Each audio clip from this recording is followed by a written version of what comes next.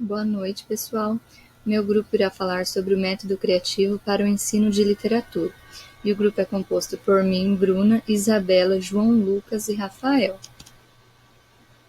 Bom, o método criativo se associa a práticas de caráter artístico, ou seja, é dado através da música, da literatura, das artes cênicas, do artesanato. Porém, para muitas escolas, esse ensino é visto apenas como um momento de brincadeira, um momento de lazer.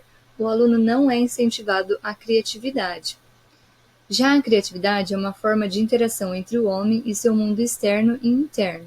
Todo indivíduo se desenvolve em uma realidade social, em cujas necessidades e valorações culturais se moldam os próprios valores de vida.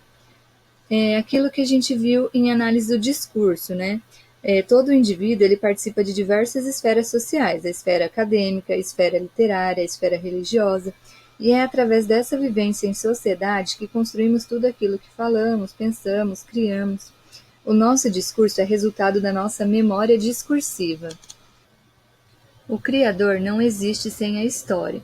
O trabalho criativo não é individualista, mas individual. Esse fazer, de um lado, é orientado por tudo que já se fez e pelos valores cultivados pela sociedade, e de outro, pelo inconsciente, cujos impulsos o Criador não conhece, embora perceba operando em suas ações. Bom, toda criação envolve um contexto histórico, como eu disse anteriormente. As nossas vivências, experiências fazem parte da nossa história. E, de um lado, nós somos orientados por essa vivência em sociedade, e do outro, a nossa memória, que é o nosso inconsciente, e ela é ativada e retomada o conhecimento acumulado. A raiz do processo criativo está na atitude intuitiva do homem que se dispõe a criar. Esse processo criativo depende de um incentivo que lhe é lançado por uma situação vivencial qualquer, a qual movimenta a interioridade e instala nela um desequilíbrio, uma tensão psíquica. Já a motivação provoca a reação espontânea e intuitiva do sujeito que desencadeia o processo criativo, voltando-se para o mundo à busca de traços referenciais que o ajudem a solucionar a tensão psíquica. Um método criativo para o ensino de literatura precisa atender a 3 fatores constituintes. O primeiro é o sujeito criador. Ele utiliza o seu cognitivo, afetivo e motor em estágios nem sempre coordenados de maturação e equilíbrio. O segundo é o processo de criação, que é a captação de alguma carência ainda inexprimida e a busca desordenada de dados para recuperar o equilíbrio perdido. E o terceiro é o contexto cultural e histórico, onde tanto o criador como o objeto em criação estão situados e que predetermina comportamentos, modos de fazer e até de perceber. Considerando esses 3 fatores, deveriam orientar uma metodologia criativa para a literatura, que tenha como foco o aluno. Os objetivos educacionais são, primeiro, estabelecer relações significativas entre componentes do eu e do mundo. O segundo é perceber potencialidades expressivas da literatura e de outros meios de comunicação em relação ao eu e ao mundo. Organizar as relações estabelecidas valendo-se de códigos culturais e materializar tais relações em linguagens diversas com ênfase na verbal, produzindo textos bem formados. Ou seja, isso permite que o aluno desenvolva uma capacidade crítica e transformadora perante a sua realidade, né? Sem forçar o aluno além de seus limites naturais.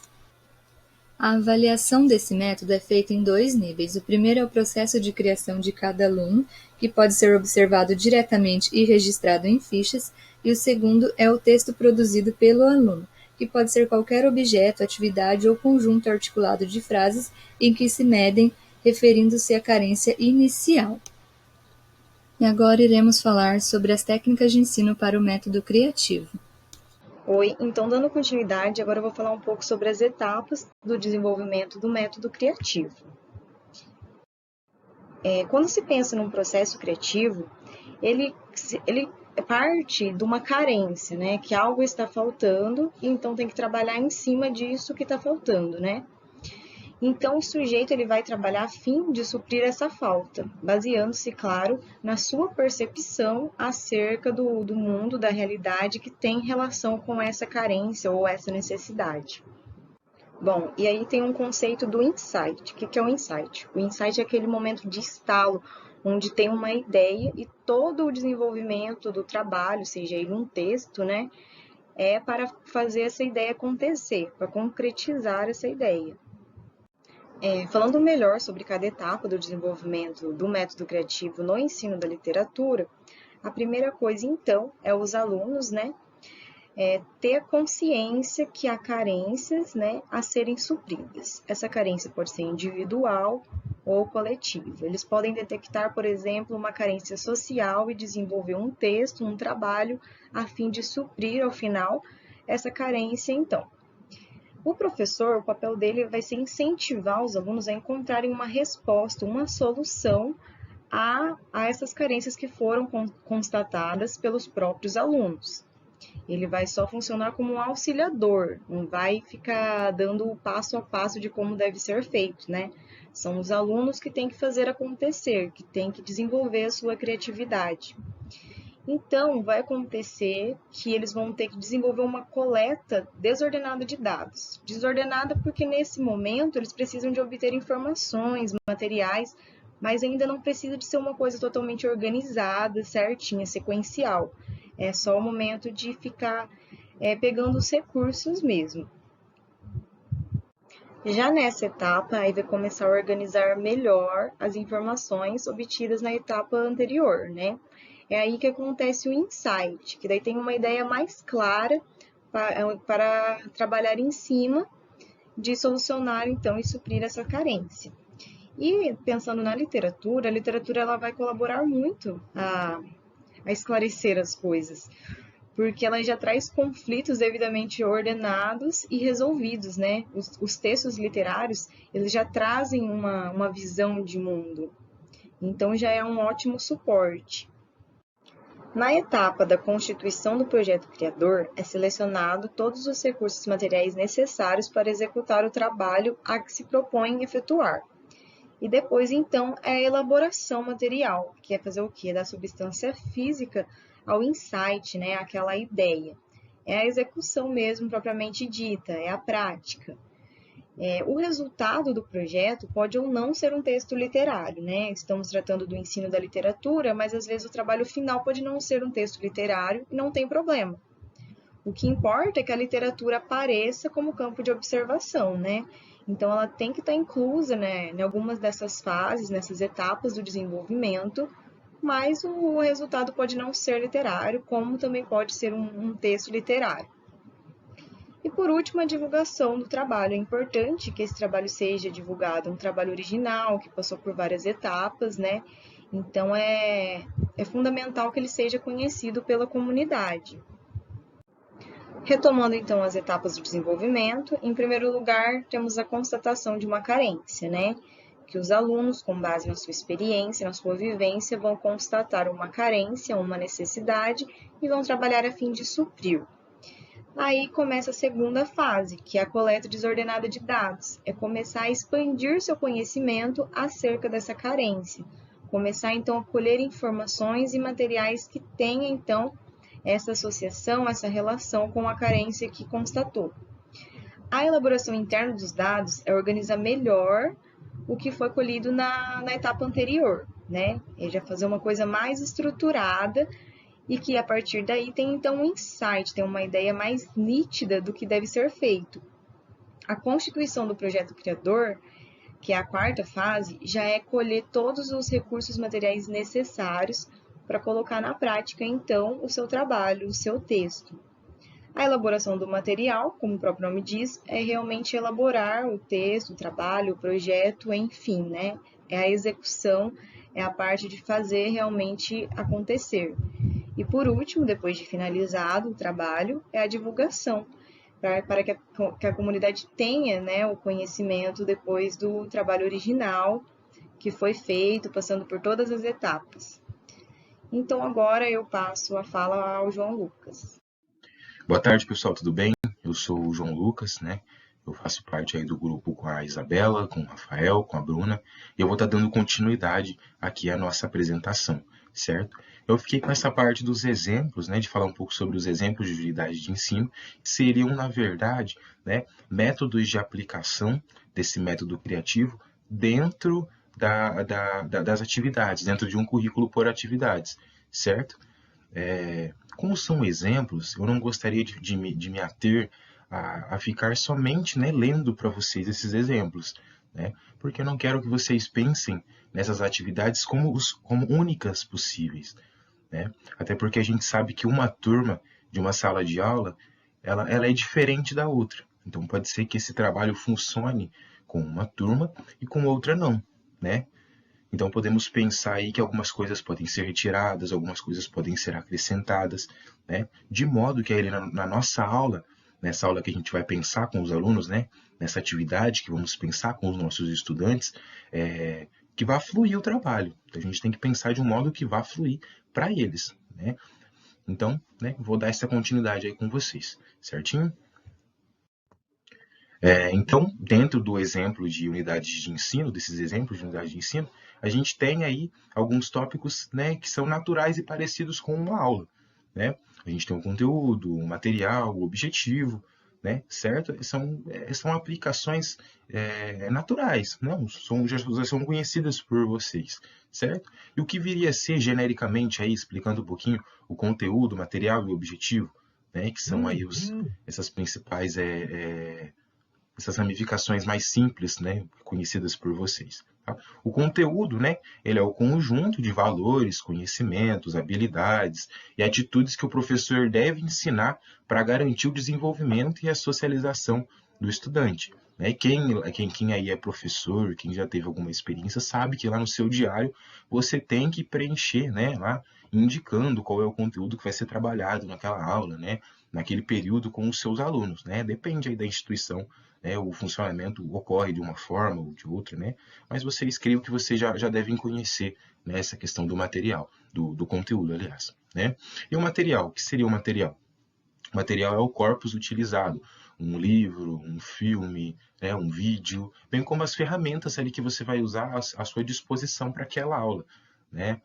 Slides, o projetor, o computador, notebook, né? O material é basicamente o que você está usando como ferramenta auxiliadora para aquele momento que você vai passar com os seus alunos, certo? E o objetivo? O objetivo é o que você espera ser alcançado ao fim da sessão com os seus estudantes, certo? E aqui nesses exemplos, né, do currículo por atividades, o objetivo proporcionar à criança possibilidades de desenvolver seu potencial linguístico. Né? Esse seria o objetivo, ok? E aqui, agora de uma forma que não é tão genérica, né? Creio que talvez algumas pessoas não devam ter conhecimento aí desses outros procedimentos. Nós temos, né, os procedimentos didáticos, né, que é a constatação de uma carência, que é muito importante, que daqui a pouquinho eu vou estar explicando para vocês. A coleta desordenada de dados, a constituição do projeto criador, a elaboração do material e a divulgação do trabalho, tá? Então, vou falar brevemente um pouquinho sobre esses tópicos com vocês, procurar explicá-los, né? Dentro aí dessa atividade proposta, dessas atividades propostas pelo professor, por meio desse currículo por atividades, ok? Então, vamos lá. Bem, então vou falar um pouquinho sobre esse procedimento didático, certo? Que aqui vem muito em relação dessa constatação de uma carência, né? Nós, como professores, sabemos que as turmas, elas têm, toda turma tem uma dificuldade, né? Tem uma deficiência ali em relação ao conteúdo. E cabe que prestemos atenção, que investiguemos, né, sobre essas carências, né, de modo que possam ser corrigidas em nossas atividades, em nossas aulas, certo? Então, não é aquela questão de eu elaboro a atividade e pronto, né? Não é isso, né? Não é bem assim. Eu até coloquei o título aqui, esse título para vocês, certo? Então, o processo de elaboração de atividades a partir do método criativo dar-se-á após uma minuciosa investigação na qual as carências dos alunos serão descobertas. Então, primeiramente, antes de pensarmos nas atividades, a gente tem que saber quais são as carências dos alunos, o que a gente precisa trabalhar, né? O que precisa ser corrigido, né? Não podemos nos ater ao que eles são bons, né? Ao que eles não têm dificuldade. Por exemplo, numa aula de matemática, né? A gente pode, mesmo que nossa disciplina, né? Nosso curso aí seja em relação às línguas, né? Em relação a linguagens, vamos pensar, né, dentro da matemática, né? Tem lá o aluninho que ele é muito bom com multiplicação, mas ele tem dificuldade em divisão, né? Ironicamente, vai lá, esse aluno tem dificuldade com divisão. A gente vai ficar trabalhando só a multiplicação, que ele já tem facilidade? Não, pô, a gente vai trabalhar a divisão para tentar unir, né, essas facilidades que ele tem em determinado assunto, né, corrigindo as dificuldades que ele tem, né, para que ele fique completo naquele assunto. E bem assim vai ocorrer aqui nesse método criativo, né, em relação ao currículo por atividades dentro da nossa língua portuguesa, dentro dessa nossa área, certo? Então, o professor, através de observação do comportamento verbal da turma, em várias ocasiões, percebe que as crianças têm dificuldade em reproduzir histórias e criar novas situações a partir das narrativas lidas ou ouvidas. E o que ele tem que fazer? O professor sugere, então, à turma uma atividade que os leve a inventar histórias, né? Vamos incentivar esses estudantes, esses nossos alunos, a fazer essa correção, a melhorar, né? Então, ao notar ali que os estudantes têm dificuldade, né, em reproduzir histórias, a gente vai propor exatamente que eles inventem histórias, né, para trabalhar isso. Porque depois, né, que eles criem, que eles tenham essa experiência, aí vão melhorando devagar. É um processo, né, que pode demorar de certa forma, mas, né, esse procedimento didático, ele se inicia com a constatação de uma carência, né? Você vê lá o que a sua turma necessita e manda brasa, ok? Mas aí podem me perguntar, né? Ah, João, mas como que eu vou saber, como que eu vou fazer essa constatação das carências dos meus alunos? Gente, um bom professor, ele conhece a sua turma, né? Ele sabe o que os alunos, no que os alunos são bons e quais são as principais dificuldades, né? Por mais que, até coloquei aqui, né, dentro de uma sala de aula há uma diversidade de personalidades, modos de pensar, medos, características e deficiências, entretanto, o professor que conhece a sua turma integralmente sabe, no geral, quais são as principais dificuldades dos alunos em relação à sua disciplina, né? Então, o bom professor, ele conhece a sua turma integral, né? Não é conhecer o Joãozinho, a Mariazinha e a Gabriele. Você tem que conhecer a sua turma integralmente, saber ali, né, quais são as dificuldades deles, quais são as principais carências, né? Se eles são melhores com gramática e piores com produção de texto, né? Se eles são, né, se eles têm dificuldade nos substantivos e facilidade nos verbos, por exemplo, né? Temos que procurar saber dessa investigação, né? Fazer essa investigação para saber quais são as principais deficiências dos nossos alunos, ok? Um bom professor conhece a sua turma. E aí, pessoal, a próxima etapa vem a ser essa coleta desordenada de dados, ok? Durante esse processo, o professor apresenta algumas opções práticas de contação de histórias aos seus alunos, a fim de aumentar as possibilidades pensadas por eles na etapa seguinte, referente à elaboração interna dos dados. Então, aqui nessa coleta desordenada de dados, o professor vai naturalmente ali em sua aula, né, de forma na prática, né, mostrando algumas formas algumas formas possíveis de contação de história. E lá no exemplo a gente tem, né, que primeiramente o que o professor fez, ele leu lá O Gato e o Avião, né, com o exemplar aberto e com as ilustrações voltadas para o público e faz algumas perguntas pontuais em relação às imagens, né? O que poderiam ser essas perguntas pontuais em relação às imagens? Por exemplo, se é uma turminha com crianças menores, a gente pode perguntar primeiramente a eles, né, o que eles estão vendo, o que está acontecendo na cena, né? Quem são os personagens envolvidos ali, de repente até instigá-los a fazer a troca dos nomes desses personagens, né? Ah, quem é fulano, quem é ciclano aqui e tal. É uma forma possível, né? lembrem-se que eu falei para vocês para a gente não pensar unicamente nesses exemplos aqui como possibilidades, né, imperadas aqui, né? A gente pode fazer mudanças, fazer alterações, né, para que auxilie, né, nos auxilie dentro da sala de aula e auxilie o principal, que é a aprendizagem dos nossos alunos, ok? Aí um segundo ponto lá, como exemplo, né, que é colocado no texto, né? Ele lê O Domador de Monstros, com as ilustrações voltadas ao público, né, que são os alunos, e posteriormente pede que recontem a história a partir dos desenhos, né? Então, ele vai contar primeiramente essa história, mostrando ali tal, os desenhos, as ilustrações, e depois vai pedir que os alunos recontem, né, do modo deles. Né? E como aí? Aí eu pergunto para vocês, né, como que poderia ser essa recontagem? Será que os alunos iriam contar um de cada vez? Será que eles iriam contar em conjunto? Né? São formas aí que a gente pode pensar. Por mais que o autor tenha deixado esses exemplos, creio eu, né, que ele tenha pensado que nós, como professores, como possíveis, como os próximos professores, aliás, né? Claro, tem alguns que já estão trabalhando aí, né? Mas eu acho que o que ele quis é que a gente pensasse em possibilidades, né? Com isso que ele colocou, né? Porque os contextos são variados, os contextos são diferentes. Então, que acrescentemos outras possibilidades, né, para essas atividades, ok? E aí a terceira atividade foi muito bacana, né, que ele colocou, que ele lê, né, uma boa cantoria com os alunos e propõe um jogo.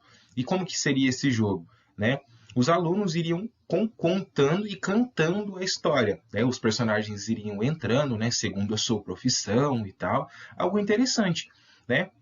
Só que é algo que tem que ser avaliado, né? Porque por conta da questão da timidez, né? Eu vejo assim que é uma problemática, né? Que a gente pode pensar também, porque em algumas turmas a gente tem a questão da timidez dos alunos, né?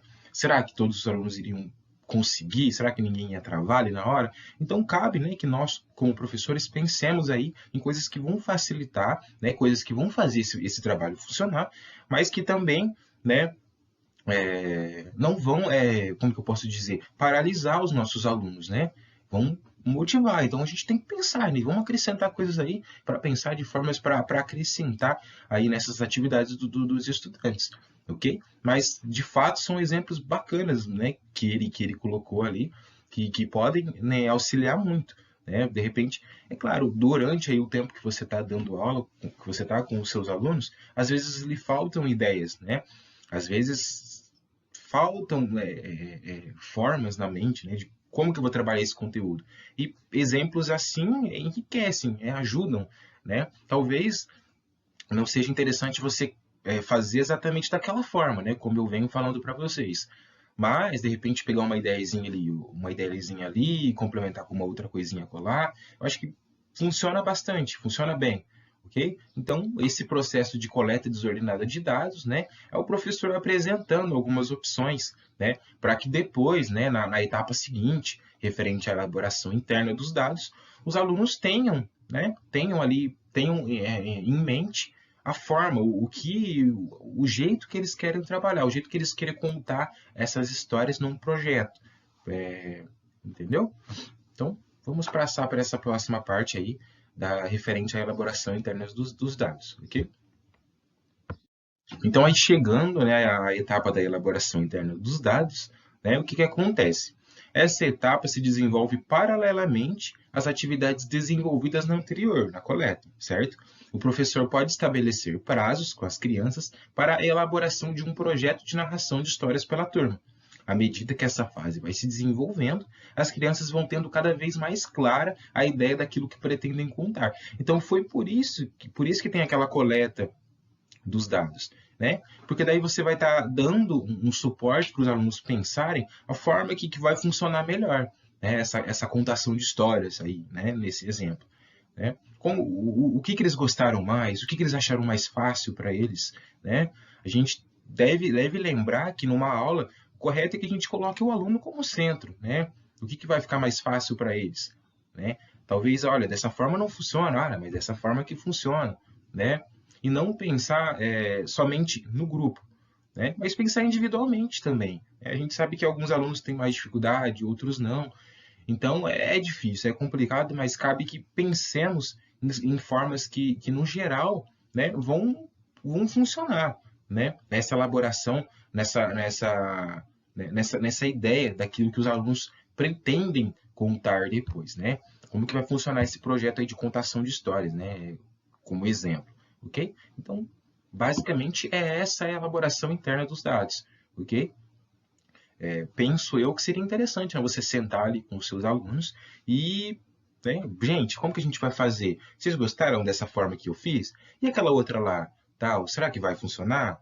Né? Quem vai ficar responsável por essa parte aqui? Você pode fazer isso aqui, você pode fazer aquilo ali, né? Ah, não vai funcionar assim? Tudo bem, a gente pensa de uma outra forma, né?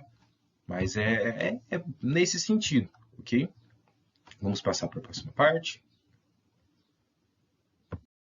E aí, pessoal, dadas essas etapas, a gente chega finalmente à constituição do projeto criador, né? A hora de colocar a mão na massa, a hora de enfrentar esse projeto, né? A hora de vamos começar, né?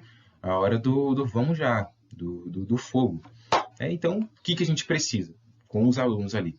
Né? Pensar no material que irão utilizar, nas técnicas, né? As técnicas têm muita relação com aquela coleta interna dos dados, né? De que forma vai ser contada a história? Vai ser contada através das ilustrações, através de figuras, através de vestimentas, né, de indumentária. Vai funcionar? Sim, né? Talvez os estudantes ali. Então, essas técnicas, elas são, né, ali os métodos, né, o jeito que vai ser, que vai funcionar esse projeto, tá? Então, para constituir esse projeto criador, a gente tem que pensar nesses tópicos aí. O material, as técnicas, o prazo, né? A gente sabe que com alunos, se você não estabelece um prazo para atividades, nunca sai do papel. Então, tem que estabelecer um prazo, é muito importante estabelecer um prazo. E, finalmente, né, formas de divulgação, né? Penso que é muito importante que quando você faz um projeto bacana com os alunos, você possa divulgar isso que você fez, né? Porque além de você estar mostrando o seu trabalho, estar mostrando o trabalho dos seus alunos, você instiga e você, como que eu posso dizer?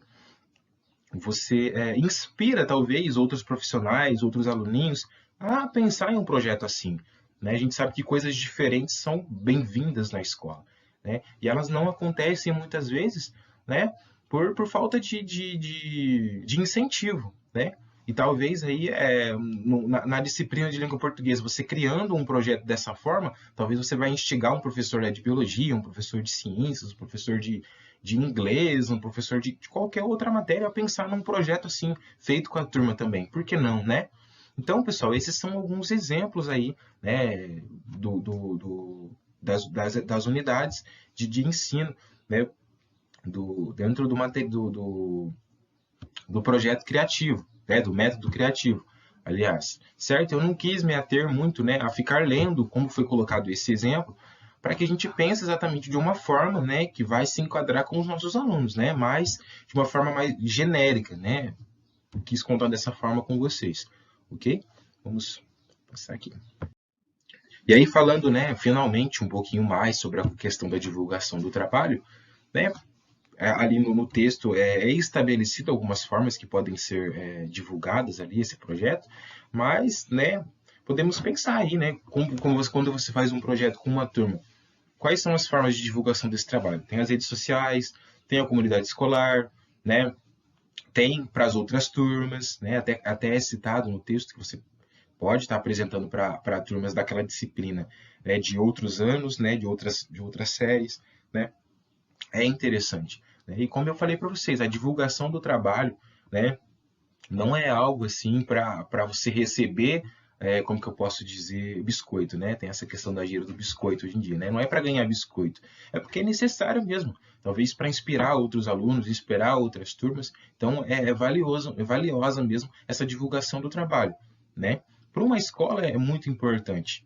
Então deve-se pensar nessa divulgação do trabalho. E para os pais também, né? Antes que eu me esqueça, para os pais é muito importante, né? Chama lá a comunidade escolar, chama lá os pais, os tios, os avós, para fazer essa contação de histórias, eles vão registrar, e vai ser muito legal, né?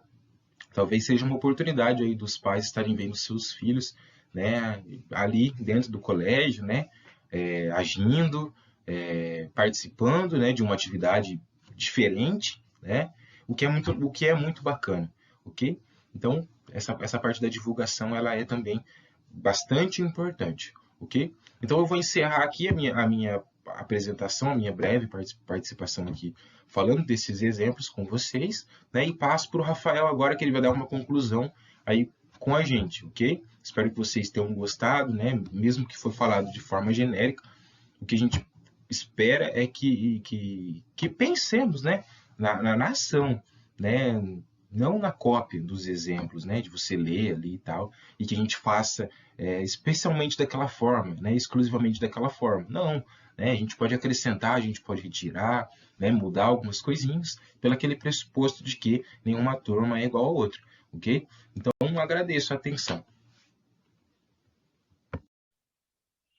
Bom, então dando continuidade, né, eu vou falar um pouco sobre a conclusão e o que a gente consegue concluir lendo o capítulo da metodologia criativa no livro da Bordini.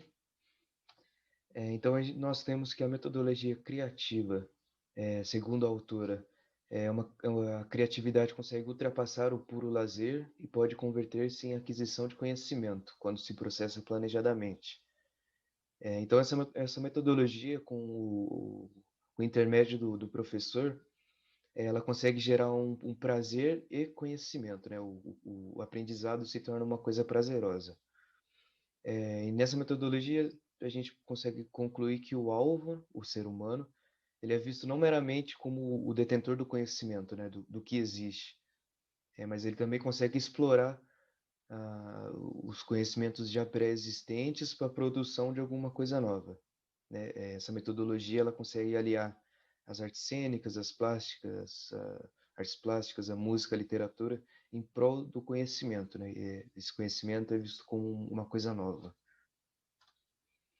Essa metodologia ela é individual, mas não individualista, né? Então a gente tem que a criação ela pertence ao criador, né? Porque ele produz, mas essa criação ela também consegue ser fruto de uma coletividade, né? O criador, tendo em vista o meio que ele vive, né, ele é fruto dessa coletividade. E para a autora, para Borodini, a gente tem que a atitude criativa ela se desenvolve em dois pensamentos, né, em dois casos. Através da intuição, que para a autora é a raiz do processo criativo, devido à necessidade inata do ser humano de criação, né, ela define essa intuição como uma capacidade de aprender o mundo sem o crivo do pensamento lógico, e a subjetividade, que a autora também define como predomínio do sujeito sobre o objeto, conformando as suas necessidades. Nós temos também, nessa metodologia, 4 principais objetivos educacionais, como falaram anteriormente, mas eu escolhi um que ele não está explícito no texto, mas a gente consegue, através de uma leitura profunda, refletir sobre esse objetivo educacional que eu vejo como principal. Que para a autora, né, esse objetivo educacional ele supre as necessidades de expressão sempre individualizadas do aluno, bem como permitem o o progressivo amadurecimento de uma postura crítica e transformadora ante a realidade, sem forçar a criança e o jovem além de seus limites naturais, né? Então, o objetivo educacional principal dessa metodologia é você conseguir fazer um conhecimento prazeroso, né? É que não seja uma coisa massiva para o aluno. Bom, então, tendo tudo isso em vista, o que eu falei, o que meus colegas de grupo falaram anteriormente, a gente consegue traçar um paralelo entre o tradicional, né, a metodologia tradicional e o criativa. Onde a gente tem a tradicional como umas fórmulas prontas, com ênfase na gramática, né, principalmente na gramática. O livro didático como um norteador para o professor, mas onde ele lida com as leituras como alguma coisa não descartada, né, mas uma coisa mais opcional, como secundária. As leituras nessa metodologia é uma leitura forçada, desestimulante, massiva para o aluno. Ela não promove o lado criativo, imaginário e cultural do aluno. Ela não tem esse cunho, ela tem cunho de, de, de não estimular essa parte de ser uma coisa mais automática, né? Mais mecanizada. A leitura de textos desconexos, os fragmentos são jogados para os alunos não se conseguem simpatizar com o texto lido. Nessa metodologia, as aulas são expositivas, as atividades são repetitivas e majoritariamente obrigatórias. E o principal que o professor em sala de aula, que ele é visto como a voz do adulto, ele molda o jovem. Mas muitas vezes o jeito que ele molda o jovem é através de uma relação de superioridade, né? Que já vem uma coisa que passa por gerações. E o professor é visto como muitas vezes como a verdade absoluta. O que ele fala não pode ser refutado. Isso meio que coage os alunos, causa um pouco de medo. E esse é um dos principais problemas dessa metodologia. E por isso ela torna ela ultrapassada. Bom, então feito essa comparação, essa breve comparação, eu gostaria de recomendar uma live que aconteceu no começo do ano, 1h20, ela é muito rápida. Ela não trata sobre a literatura na educação criativa, mas eu achei um jeito muito didático, o jeito que os palestrantes conseguem lidar com essa metodologia criativa, e eu acho que vale muito a pena vocês assistirem. Essa foi a referência bibliográfica que nós usamos, e obrigado.